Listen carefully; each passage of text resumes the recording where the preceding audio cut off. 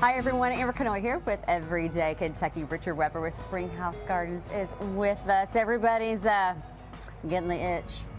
Yeah. Do you have the itch? A little bit, yes. I know.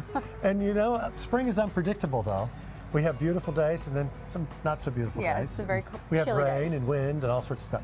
But one of the things that I love about spring are the spring native wildflowers. And a lot of people might not know that Springhouse Gardens has specialized in native plants since we started 30 years ago.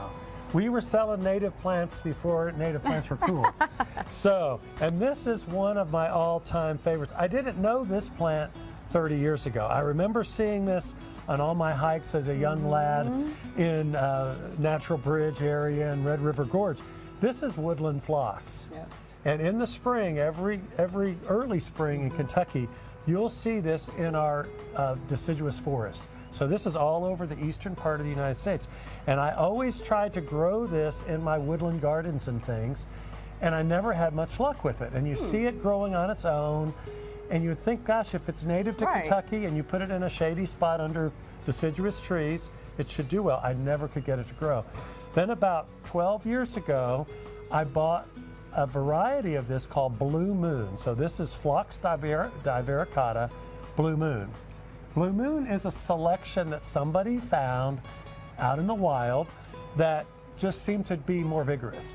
So, and it is. It grows, it comes back every year. Nice. So it's really, that's a good case where a native plant with a variety name is actually an improvement over just a wild phlox, because at least it will grow and it will come back every year.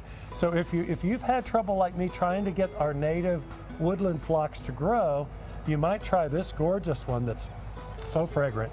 Look for one called Blue Moon, because it's just a very strong variety. Blue Moon, Kentucky. Yeah, Blue Moon.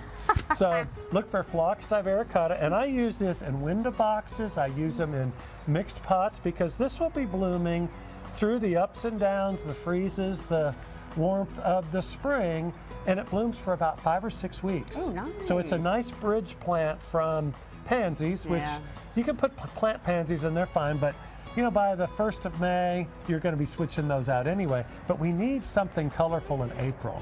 And then when you're finished with it, you would cut the old flowers off.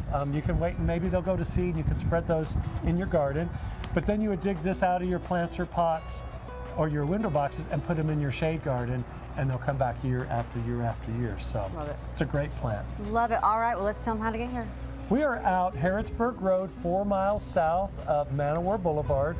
We're right off of West Catnip Hill Road in Jessamine County. We're here 7 days a week. So come and see us, follow us on Instagram, Facebook, or you can give us a call at 859-224-1417.